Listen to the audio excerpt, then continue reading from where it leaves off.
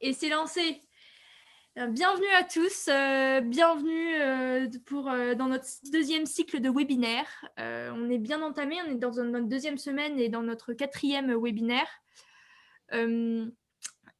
Aujourd'hui, nous accueillons Vincent pour nous parler du télétravail. Mais avant cela, je vais laisser la parole à Stéphane Malherbe, le fondateur de Officeni. Merci beaucoup Eugénie. Bonjour à toutes et à tous. Bonjour Vincent, merci de votre présence. Effectivement, donc nous sommes très heureux encore de vous accueillir et puis surtout de voir qu'il y a des fidèles parmi les participantes, participants. Effectivement, nous avions initié il y a de ça quelques mois donc un premier cycle qui était un peu dans la continuité de la sortie du confinement, qui était très axé sur les métiers de l'architecture et sur comment aménager les espaces de travail. Et là, ce qui nous a semblé intéressant au vu de tous les sujets qui se télescopent, c'est comment dirais-je, de réunir un ensemble de penseurs, journalistes, coachs, médiateurs, pour effectivement architectes également, pour donner un peu une vision d'ensemble. Donc Vincent, je vais lui laisser la parole tout de suite, et c'est vrai qu'il va traiter aujourd'hui d'un sujet qui, moi, me passionne parce que je pense que c'est un vrai enjeu sociétal qui va au-delà, je pense, de l'organisation du travail. Et j'espère qu'à l'issue de ça, Vincent, vous pourrez nous dire si la somme des contraintes visibles et non visibles est supérieure aux bénéfices immédiats. Et ben Vincent, c'est à vous. Je vous laisse vous présenter et puis entamer la conférence. Super, merci Stéphane. Je partage. Est-ce que juste valider que vous voyez mon écran? Tout va bien, c'est super. Merci. Je suis très heureux de vous parler aujourd'hui de télétravail, effet de mode ou source d'innovation. Parce qu'effectivement, c'est un sujet à la fois complexe et passionnant. Quelques mots sur moi. J'ai une première partie de vie dans la communication. Je suis entrepreneur depuis que j'ai 24 ans. Agence de communication, imprimerie, et je suis dans l'accompagnement des personnes depuis maintenant 2008. De l'accompagnement, ça veut dire du coaching, ça veut dire de la médiation, et puis de travailler sur les organisations, de travailler sur l'évolution des organisations pour amener les personnes à aller vers plus d'autonomie, plus de responsabilité. Finalement, il n'y avait qu'un pas à faire pour réfléchir à ce qu'est le télétravail, l'impact du télétravail. On peut effectivement se limiter à se dire que le télétravail, c'est une approche simple de mettre des personnes dans un autre environnement et de leur donner les moyens techniques. Et puis, on peut aussi aller un peu plus loin, réfléchir un peu plus aux incidences que ça peut avoir dans l'entreprise. Et ça, c'est vraiment passionnant. Quelques points pour s'assurer qu'on parle de la même chose. Déjà, dans tout ce que je vais vous dire là, j'aurai l'humilité de dire qu'il n'y a pas beaucoup de vérité en tant que telle. Chacun se fera sa propre vérité. Ce que j'aimerais, c'est que vous puissiez repartir en vous disant, tiens, j'ai des axes de réflexion complémentaires. Il y en a certains avec lesquels je suis d'accord, d'autres avec lesquels je ne suis pas forcément d'accord. C'est OK. Chacun se fait son opinion. Nous sommes aussi dans un environnement dans lequel les soi-disant sachants sont vraiment pas d'accord les uns avec les autres. Et donc, à partir de là, c'est très évolutif. On parlera de télétravail partiel et non de télétravail à temps plein. Je défends l'idée d'un télétravail à temps partiel. À ce jour, en fonction des connaissances, du contexte, je ne défends pas l'idée d'un télétravail à temps plein. On verra tout à l'heure pourquoi, les incidences que cela peut avoir. Donc, quand je parle de télétravail, je ne vais pas mettre à chaque fois à la fin télétravail à temps partiel, mais accueillez, si vous voulez bien, l'idée que je parle que de télétravail à temps partiel, ça veut dire quelques jours dans la semaine et pas du 5 sur 5. Une information aussi, je reviendrai dessus, travailler chez soi en période de confinement, ce n'est pas du télétravail. C'est effectivement travailler chez soi en période de confinement avec une contrainte, avec une non-préparation. Et c'est un point important à mettre en avant. Et bien évidemment, le télétravail n'est pas adapté à toutes les professions. On peut imaginer que ce soit social et que ce soit sur des différentes échelles sociales, mais non, ce n'est pas adapté. Un pilote d'avion, du personnel d'entretien, un dentiste ne peut pas forcément, dans la globalité de son activité, travailler en télétravail. Allez, une petite boutade, mais quand même. L'origine du mot travail. Le travail, ça vient de tripalium à la base.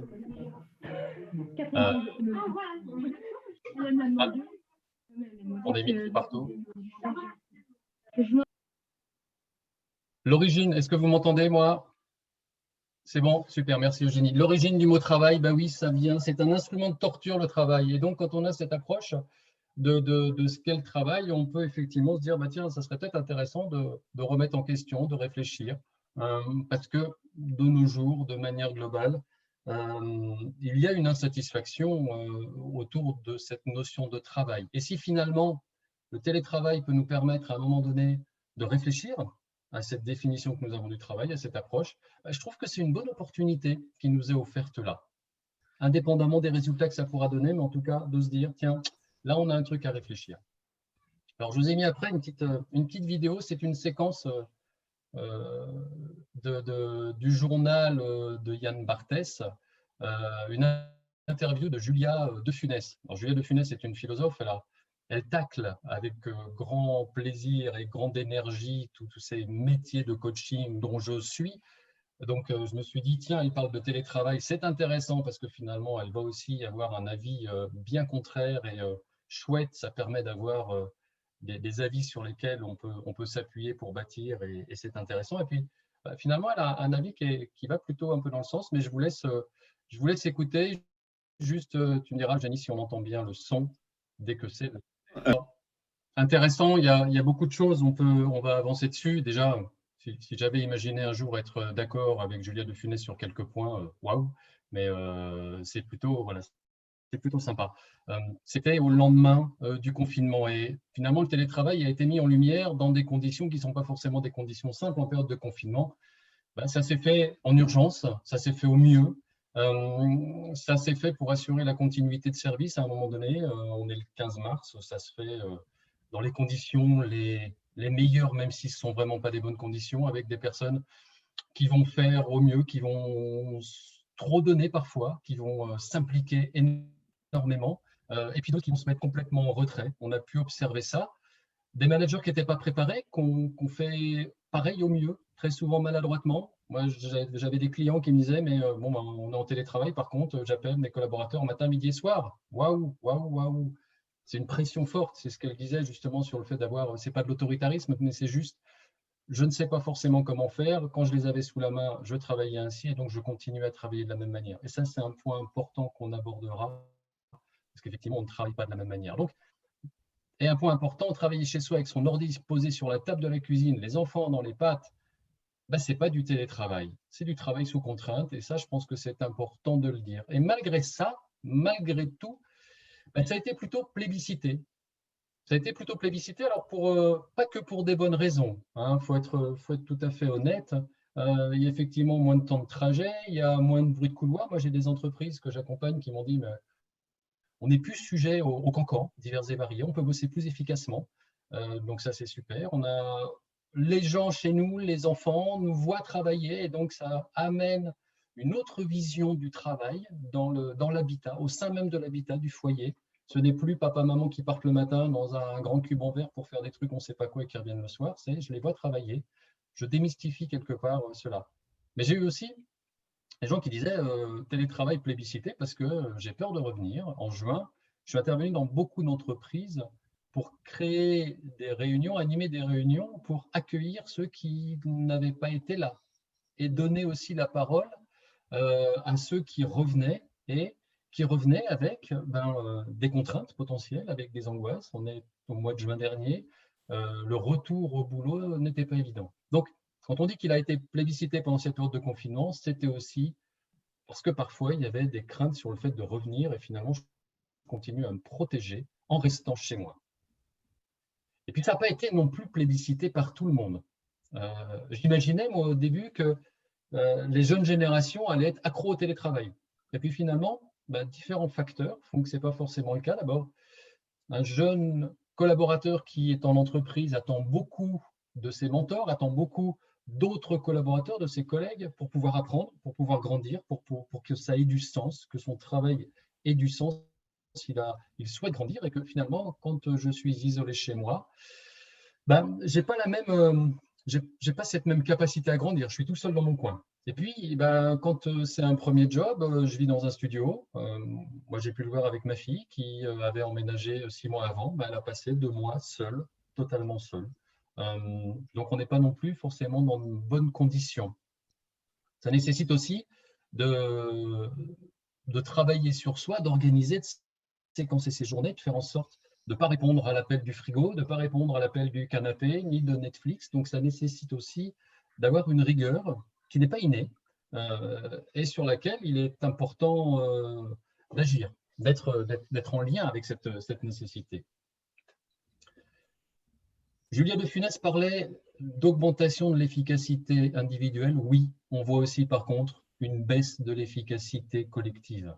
C'est-à-dire qu'un télétravail à temps complet, le fait de ne plus être en contact les uns avec les autres, fait baisser l'efficacité collective. Et ça, c'est un point important, raison pour laquelle, entre autres, cette idée de télétravail à 100% est pour l'instant touchy, ou en tout cas demande vraiment à être travaillé pour pouvoir être accueilli favorablement.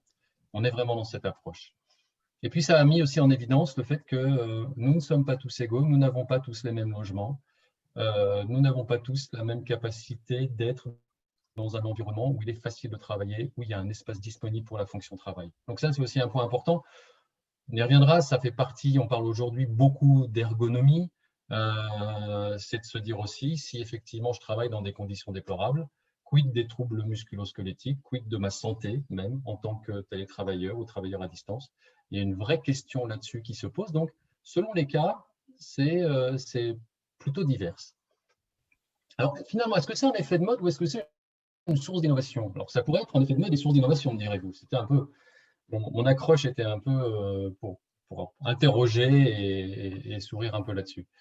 On peut se dire que si c'est un effet de mode, alors on est effectivement en plein dans un télétravail de confinement et ça continue aujourd'hui, c'est plébiscité sur des grandes métropoles françaises.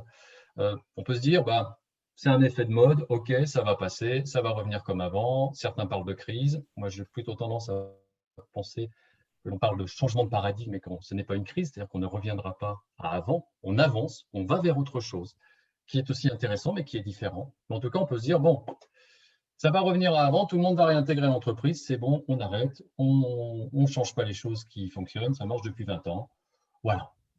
Et en même temps, on peut quand même s'interroger, se dire, mais le monde change autour. Est-ce que la fonction de travail, est-ce que la manière de travailler, de manière globale, est-ce qu'elle a évolué? Est-ce qu'elle a évolué aussi vite que le monde change? J'en suis pas certain. Donc, est-ce qu'on change de paradigme? Ou est-ce qu'on reviendra avant? Est-ce que c'est une crise ou est-ce que finalement, nous avons pris conscience d'autre chose? Des clients, même des dirigeants d'entreprise qui me disent, il est hors de question aujourd'hui que je continue à faire 1h30 de voiture le matin et le soir pour aller bosser, donc je vais m'organiser autrement. Même des dirigeants d'entreprise se disent, je me suis rendu compte que j'ai gagné quelque chose. Donc, est-ce que je reviens à avant? D'une certaine manière, pas certain. Voilà. Donc, est-on en crise ou évolue-t-on? C'est la bonne question. Juste quelques points, et ça, je le vois dans l'accompagnement que je fais des entreprises depuis maintenant plus de 10 ans. On est passé, on appelle d'un monde un peu linéaire à un monde vical, ce monde volatile, incertain, complexe, ambigu. C'est-à-dire qu'aujourd'hui, nous sommes dans un environnement dans lequel tout change tout le temps et c'est finalement ce à quoi nous devons nous habituer, nous devons faire avec. Aujourd'hui, le changement est omniprésent. On peut regretter, mais c'est ainsi. Les jeunes générations n'ont pas la même relation au travail, ils n'ont pas les mêmes attentes, ils n'attendent pas la même chose de l'entreprise. Donc c'est aussi quelque chose qui change, qui évolue. Aujourd'hui, un équilibre vie perso, vie pro est amené de manière complètement différente. Ce matin même, j'accompagnais une équipe et dans cette équipe, il y avait une jeune femme qui devait avoir 25 ans à peu près et qui disait, moi j'ai une vraie problématique aujourd'hui dans ma vie professionnelle, c'est que ça empiète trop sur ma vie privée. Ça ne me convient pas. Et ce ne sont pas des personnes plus âgées qui faisaient cette remarque, c'est une personne plutôt jeune qui disait, là, il y a un équilibre qui n'est pas là. Et donc, j'ai envie de voir évoluer les choses. Il y a des choses qui ne sont plus satisfaisantes. Dans les audits qu'on a fait, on réalise des audits sur télétravail conseil. Il y a à peu près un mois, j'avais regardé, on est à peu près à 90% des collaborateurs qui souhaitent du télétravail. Beaucoup moins chez les managers, beaucoup moins chez les dirigeants. Ça va être effectivement des changements, mais en tout cas, de la part des collaborateurs, alors on a un public de PME principalement, donc je repositionne aussi, mais dans ce public-là, il y a eu une vraie demande des collaborateurs de passer en télétravail partiel, encore une fois. Donc, moi, j'ai tendance à penser que c'est plutôt une lame de fond. Et qu'une lame de fond, quand elle pointe le bout de son nez, l'idée, c'est peut-être de s'y adapter plutôt que de s'y opposer. Et je prendrai deux images. J'aime bien l'idée d'ailleurs, est-ce que j'arrive à vous toc, ça vous rappelle peut-être des souvenirs incertains dans Eugénie. C'est fort, Vincent. C'est un peu fort, Vincent. C'est trop fort, Vincent. J'arrête. Ouais, je pense, ouais. J'aimerais bien. Hop là, voilà. En gros, ce que je voulais vous montrer là, c'était les sons d'Internet en 96 quand on se connectait à un modem. Et que, voilà, Internet en 96, dans ces années-là, finalement, beaucoup ne voulaient pas en entendre parler en se disant ça passera pas. Et puis aujourd'hui, on se rend compte que on ne peut pas faire sans. On peut juste l'utiliser au mieux, cet outil, sans se préserver d'éventuelles dérives, mais en tout cas de se dire Internet est là, et on fait avec, et c'est bien ainsi. J'ai l'impression que le télétravail, on est un peu dans la même approche. Le télétravail n'est pas inné, et j'ai tendance à dire aussi, c'est comme le permis de conduire. Donner les clés d'une voiture à quelqu'un sans prendre des cours de conduite, sans lui donner le temps de lui apprendre le code de la route, c'est risqué. Certes, il peut s'en sortir, mais il peut aussi sortir de la route assez facilement. Il en est de même pour moi avec le télétravail. Il y a des codes, il y a des changements, et effectivement, ça va nécessiter de pouvoir repenser de manière globale. Autrement, la sortie de route est toujours possible. Et de dire aujourd'hui, oui, effectivement, en mettant en place le télétravail, il est possible d'amener plus de désagréments. Ça répondait un peu à la question de Stéphane tout à l'heure, entre les plus et les moins. Il y a bien évidemment des environnements dans lesquels il y aura, comme des voitures qui seraient confiées à des personnes sans apprentissage du code de la route ou de la conduite, il y aura des environnements dans lesquels le télétravail amènera plus de désagréments que de bénéfices. C'est une évidence. Télétravail, effectivement, à mon sens, ce n'est pas un effet de mode, c'est une lame de fond, et c'est de se dire à ce moment-là, tiens, un peu comme l'approche en effectuation, c'est de se dire, puisqu'on a ça qui nous arrive, puisque finalement ça s'offre à nous, autant imaginer que ça puisse être une démarche de progrès et qu'on puisse en faire effectivement une source d'innovation, puisque là, on est face à quelque chose qui se présente, et que de passer à côté ou de le contrer, de l'affronter, serait peut-être une perte d'énergie bien plus forte, bien plus importante que l'énergie à pouvoir voir ce qu'on peut faire avec. Pour moi, je pense que c'est le moment d'innover. C'est le moment d'innover, mais en même temps, ce n'est pas un simple copier-coller d'un management en présentiel. Je vais vous donner un exemple. L'Institut Curie, qui est un centre de recherche et de traitement du cancer en région parisienne, là, ils sont dans une démarche de télétravail. Ils viennent de former au télétravail 140 assistantes médicales. On pourrait imaginer qu'une assistante médicale n'est pas un métier que l'on peut faire en télétravail. Eh bien si, ils sont en train de former ces 140 assistantes médicales en mettant l'accent sur 2 points, et ça c'est très intéressant à mettre en avant, en autorisant le droit à la déconnexion, en mettant en avant cette notion de surengagement, parce qu'effectivement, dans le monde médical, il peut y avoir des personnes qui vont être en surengagement. Et donc, l'idée de la formation au télétravail, c'est grandement de déculpabiliser les personnes, d'une part, et d'autre part, un autre axe, c'est de maintenir la cohésion d'équipe. Donc, l'Institut Curie a formé très récemment 140 assistantes médicales. Ce même Institut Curie crée actuellement un cycle de formation des managers au pilotage d'équipes mixtes présentiel télétravail. C'est une démarche certes de QVT, de qualité de vie au travail, mais c'est aussi fortement derrière une démarche de performance de l'entreprise, de gestion du temps. Donc, la première approche, c'est qu'effectivement, il y a un besoin de comprendre, de se former à tous les niveaux pour voir quelles sont les incidences et comment aller au mieux dans cette démarche de télétravail. Ensuite, ça va nécessiter, selon moi, d'adapter son management. Il est difficile d'imaginer contrôler des personnes qui sont en télétravail parce que justement, Julia de Funès le disait tout à l'heure, dire que le télétravail, c'est le mardi 10h à midi. Non, l'avantage du télétravail, c'est aussi de donner une liberté aux personnes sur leur emploi du temps. C'est de donner une liberté sur la gestion de sa vie de manière beaucoup plus large que d'être uniquement dans l'environnement du travail. Donc, ça nécessite derrière d'adapter son management et d'inventer des nouvelles choses. Encore une fois, on n'est pas dans un copier-coller, on est dans une approche dans laquelle les interactions entre les membres de l'équipe vont changer, il y a des outils qui sont à disposition, et il va falloir recréer, réinventer dans chacune des organisations des temps de rencontre à distance, des temps de rencontre en présentiel. Ce qui a comme incidence plus profonde, c'est de réfléchir, de regarder, d'avoir justement ce regard sur la sécurité informatique, sur les accords salariaux, sur des nouvelles règles partagées, sur l'ergonomie. On parlait d'ergonomie du lieu de travail à domicile. Et puis, on est vraiment aussi dans la réflexion globale sur réinventer la finalité des locaux. Ça devient des lieux de vie collectifs. Finalement, si on rentre dans un télétravail partiel et que nous avons l'intime conviction que la personne va travailler individuellement de manière beaucoup plus efficace en allant chez elle, en étant chez elle, ça veut dire que quand elle vient au bureau, ce n'est pas pour continuer à travailler seule dans son coin, elle peut le faire chez elle sans le lieu de travail. Par contre, ce qui va lui manquer chez elle, c'est l'interaction sociale, c'est d'être avec les autres. Et donc, ça veut dire repenser en profondeur le lieu de travail comme étant un lieu d'interaction sociale, un lieu dans lequel je fais des choses avec les autres.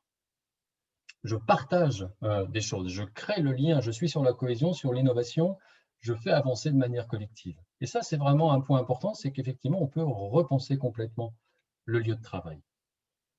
Il reste beaucoup de choses à faire sur cet environnement, effectivement, de télétravail. Il y a des termes que l'on a qui sont le remote, être remote. En fait, remote, c'est être isolé, c'est être en dehors de l'entreprise. Donc, je bosse en remote, c'est ça.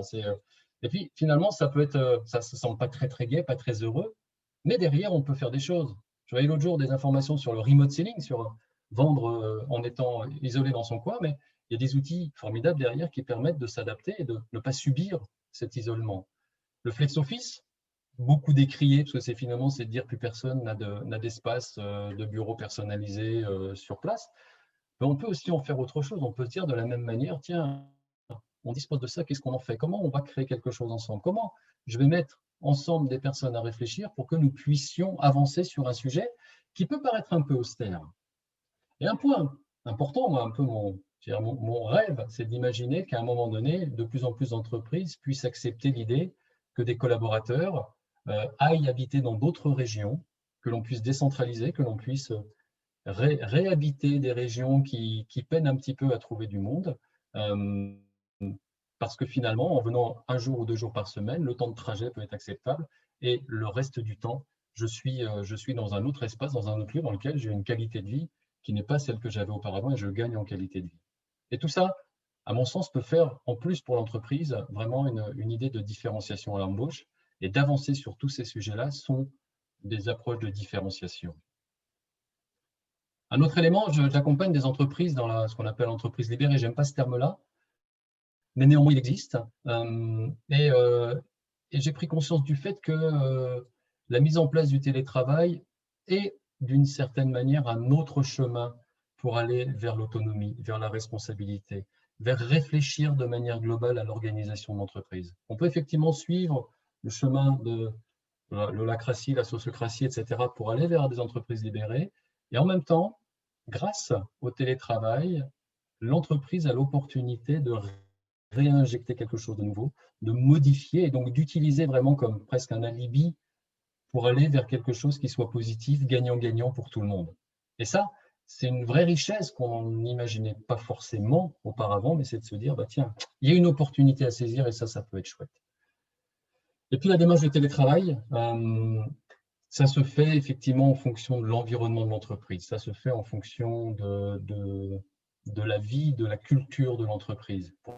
Pour l'instant, on ne peut pas forcément calquer des choses d'une entreprise A à une entreprise B. Il y a des bonnes pratiques, certes, et en même temps derrière, ça va vraiment être une question de mentalité et aussi fortement de mentalité de la gouvernance de l'entreprise. La dirigeante ou le dirigeant ont inconsciemment une capacité à bloquer les choses parce que si ça ne leur convient pas, d'un côté, c'est je donne du pouvoir aux personnes, je lâche mon pouvoir.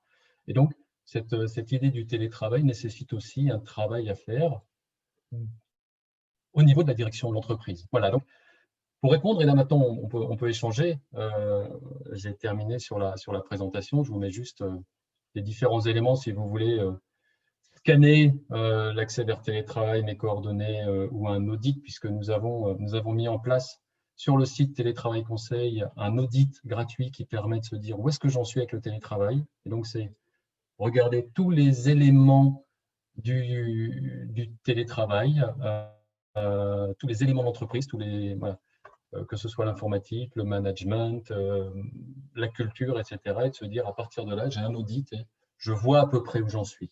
Et c'est vraiment important de respecter chacun dans son évolution, respecter chacun dans la culture qu'il a pour la mise en place de ce télétravail. Et puis, de faire évoluer nos connaissances jour après jour, finalement, parce que, comme le disait Stéphane tout à l'heure, des appréciations aujourd'hui sont plus forcément celles d'hier ou celles de demain. Voilà, j'espère pas avoir été trop long. Merci de votre écoute. De toute façon, vous n'aviez pas le choix, puisque le micro a été coupé par Eugénie. Merci beaucoup, Vincent. On va prendre, c'était très enrichissant. On va prendre les questions, donc n'hésitez pas, encore une fois, soit à lever la main, soit à mettre vos questions dans le chat. Le chat, pour y accéder, c'est le bouton converser qui est en bas de votre écran. Ah, vas-y Stéphane, prends la parole. Merci Vincent pour cette présentation riche de réflexion. Alors, tu vas me permettre d'être un petit peu polémiste sur le sujet. Effectivement, c'est une lame de fond, mais est-ce que cette lame de fond est bénéfique? Je vais m'expliquer. Il y a effectivement 2 temps dans cette perception, et tu l'as bien dépeint, c'est vrai. Il y a ce premier temps que l'on a vécu, qui est post-confinement, et dans cette période dans laquelle nous sommes, avec beaucoup de tâtonnements, beaucoup de choses comme ça, où là, légitimement, on peut se demander, comme je l'ai évoqué, si la somme des contraintes n'est pas supérieure aux bénéfices. Et ce message, je vais y revenir dans 2 secondes, parce qu'il y a vraiment quelque chose de très frappant dans la vidéo de Madame de Funès. Et puis, il y a ce que tu as dépeint, qui est un avenir idéal, enfin un avenir, effectivement, une évolution, où effectivement, comme tu le dépeins, je pense qu'il n'y a personne qui est contre ce que tu dépeins, mais qui soulève quand même, à mon avis, des défis qui sont juste immenses, parce qu'ils vont toucher à beaucoup de choses très profondes. Quand j'ai écouté Juliette de Funès, c'est quelque chose qui m'a vraiment frappé, c'est que les bénéfices qui sont mis en avant sont des bénéfices qui sont liés à la performance, c'est-à-dire gagner du temps dans les transports, l'efficacité au travail. Par contre, celui qui y perd, il y perd au niveau de l'humain. Quand on parle comment dirais-je, d'inconvénients, on parle de quoi? D'isolement, comment dirais-je, d'individualisme, comment dirais-je, d'inégalité profonde entre hommes, femmes. Je suis pas du tout d'accord avec ce qu'elle dit. Oui, je pense que le télétravail, quand on est socialement, c'est pas une question de richesse, mais élevé dans l'entreprise, c'est pas du tout le même lorsqu'on est au premier niveau. Et ce que je trouve de très frappant entre les avantages et les inconvénients, c'est que des avantages sont très liés aux bénéfices et à la performance que le collaborateur va apporter à l'entreprise, mais que les inconvénients, c'est lui qui les subit en tant que personne. Et je trouve ça très frappant, encore une fois, quand je l'ai écouté, des avantages qu'elle mettait en avant et des inconvénients qu'on dépeint. Et c'est ce qui me fait dire qu'en l'état, et encore une fois, bien entendu, je ne suis pas contre parce que ça amène énormément de choses, si tous ces défis immenses sont relevés, et bien entendu, il faut tendre vers ça. Donc, ce n'est pas du tout un discours passéiste, mais en l'état, je trouve vraiment très frappant que tout ça soit… voilà, c'est la performance de l'individu. Et je suis chef d'entreprise, hein, donc voilà, je trouve ça, c'est marrant, très, très frappant. Oui, j'entends, et c'est quand effectivement, c'est pour ça que j'ai aussi voulu distinguer qu'on parle de télétravail partiel, télétravail temps plein, et que voilà, différentes choses. Oui, il y a un enjeu. Ce que je mets aussi en avant, c'est que c'est pas juste de donner un ordinateur à quelqu'un et de partir du principe que ça va le faire. Dans ce cas-là, on a à peu près toutes les chances effectivement de faire du clivage. Un point que je n'ai pas abordé, mais c'est aussi une possibilité d'avoir d'employabilité des personnes ayant un handicap. C'est-à-dire que ne plus avoir de déplacement, ne plus avoir d'obligation d'aller sur place, c'est aussi aujourd'hui, voilà, si j'ai des gens qui sont en télétravail, je ne me pose plus la question de savoir si la personne a un handicap, une difficulté ou autre, elle peut bosser de la manière efficace complètement. Les enjeux derrière, effectivement, et tu as raison, ils sont forts. Elle ne parle pas de baisse de performance collective. Et pourtant, cette performance collective, elle est capitale. On parle souvent, on disait, enfin, j'entendais l'autre jour des gens qui disaient, mais en période de confinement, il y a des professions dont on a besoin, d'autres professions dont on n'a pas besoin, et donc ça remet les pendules à l'heure. Bien évidemment, on pourrait dire, en période de confinement, on n'a pas besoin d'un architecte. Bien sûr, sauf que si on n'a plus d'architecte, à un moment donné, sur le long terme, on ne fait plus rien. Donc, il y a il y a besoin de tout ça. On a besoin de travailler sur la globalité. Si ce n'est pas fait, si le télétravail n'est pas réfléchi de manière globale, n'est pas réfléchi de manière concertée, il aura plus de dommages que de bénéfices, j'en ai l'intime conviction. Par contre, s'il est fait et s'il est abordé, j'allais dire entre guillemets tranquillement, en tout cas à la bonne vitesse, pour pouvoir transformer l'entreprise dans sa globalité, il sera gagnant pour tout le monde. J'imagine pas la mise en place de quelque chose qui ne soit pas gagnant pour l'ensemble des parties prenantes. Autrement, c'est pas une évolution. Mais par contre, de pouvoir se dire, je peux travailler dans un autre environnement, et dans cet environnement, oui, j'ai le sentiment d'avoir un bénéfice personnel, et l'entreprise a aussi un bénéfice, là, on est dans quelque chose qui est satisfaisant. Mais ce n'est pas si simple, effectivement. Alors, Marc fait une remarque, bénéfice humain, moins de trajets, donc moins de fatigue et de stress, gérer son temps, plus de temps à la maison et donc une vie de famille étendue. On ne rentre plus à 20h, 21h épuisé. C'est vrai. Alors, c'est un aspect, ça va dans le sens de se dire, oui, on gagne du temps, bien sûr, c'est une évidence. Après, la question aussi, c'est dans quel contexte je travaille.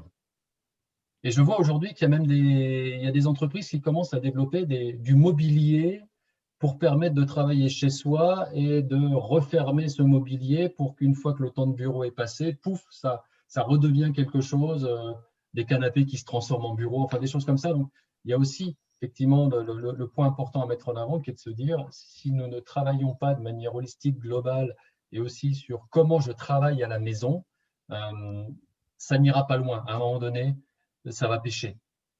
L'entreprise, enfin, j'ai vu trop de personnes se dire, je pars juste avec mon ordinateur et je bosse avec mon ordinateur sur la table de la cuisine. Et c'est très bien, je suis chez moi, je gagne du temps. Ok, ça peut fonctionner un temps. Par contre, demain, ça va nécessiter une organisation différente.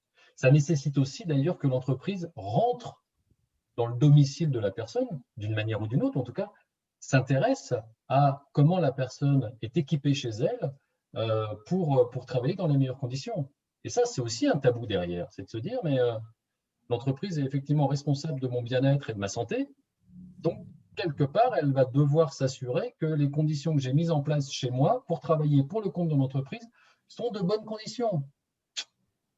Là, ça génère des discussions et je pense que dans les accords salariaux dans les entreprises, ça va être débattu. C'est-à-dire jusqu'où l'entreprise s'autorise à rentrer chez quelqu'un pour s'assurer qu'il est dans de bonnes conditions de travail. Merci beaucoup, Vincent.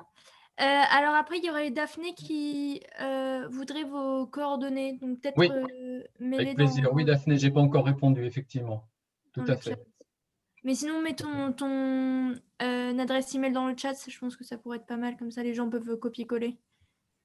Oui, je vais faire ça. Je vais faire ça, je vais faire ça. Et Alors, autrement, en repartageant, juste en poum poum poum, hop là. Tu prends les autres questions, Virginie, parce qu'il reste plus beaucoup de temps. Eugénie, pardon. oui, alors on arrive bientôt à la fin, donc de toute façon, on a une dernière remarque à avoir, celle de Christophe qui est assez intéressante parce que qui dit que oui, il y a aussi l'opposé, il y a des sociétés qui sont à 100% dans le télétravail et qui ne donnent pas le choix aux employés. C'est vrai. Ça, pour l'instant, alors il y a des entreprises qui ont fait ce choix-là, même sur tout l'été, de se dire on met tout le monde en télétravail, ou alors Facebook ou d'autres qui se sont dit il y aura plus tout le monde sera télétravail à 100%. Bon, pour l'instant, on n'a pas assez de recul pour savoir ce qu'il en est. De manière globale, les avis sont plutôt négatifs vis-à-vis d'un télétravail à 100%. Voilà.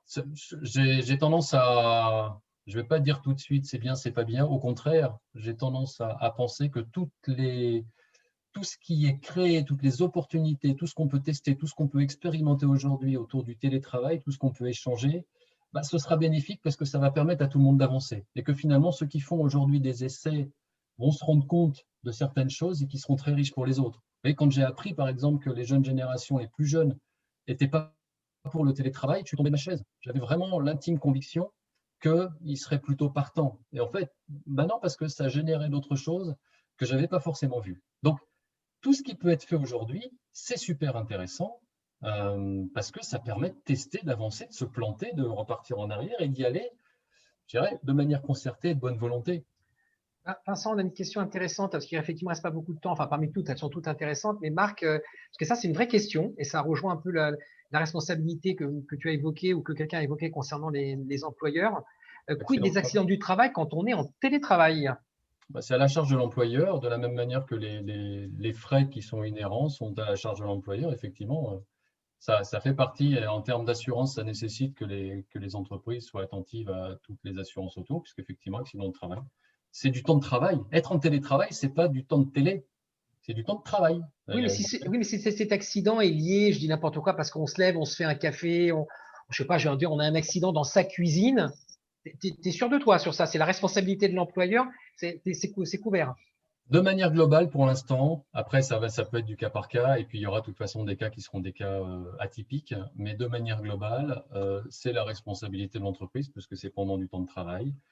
De manière globale, les frais qui sont inhérents au télétravail sont de la responsabilité de l'entreprise. Après, il y a des accords salariaux des accords de branche qui vont rentrer en ligne de compte. Et il y avait aussi un avis négatif que je ne partage pas, Vincent, on n'a pas le choix. Je suis très inquiet sur la santé mentale des collaborateurs. C'est vrai, selon les conditions dans lesquelles c'est fait, ça peut être très complexe pour les collaborateurs. C'est-à-dire que s'il y a un manque de formation des managers, si le manager continue à faire du micromanagement et à être sur le dos de ses collaborateurs, s'il n'a pas compris qu'il devait revoir complètement sa manière de manager, ça va être supra-complexe. Je l'entends, je suis bien d'accord. C'est pour ça que la prise de conscience en amont de ce que ça fait changer dans l'entreprise est capitale. Ça passe par une première volonté de la gouvernance de l'entreprise qui va comprendre ce qu'elle va gagner et ce qu'elle va perdre, et qu'ensuite elle accompagne les managers et qu'elle protège les managers dans le fait qu'ils vont devoir apprendre autre chose qu'ils ne connaissent pas. Et ils ont vraiment besoin de passer par là parce qu'autrement c'est invivable. Ceux qui me disent… Excuse-moi, pardon, juste parce que Laurie nous a répondu effectivement donc, en disant qu'elle avait eu le cas dans son entreprise pour un accident dans une salle de bain et que c'était bien pris en compte. Même si c'est dans la salle de bain. Voilà, super. Merci Laurie. Bon, alors, donc tout est dit. Hein.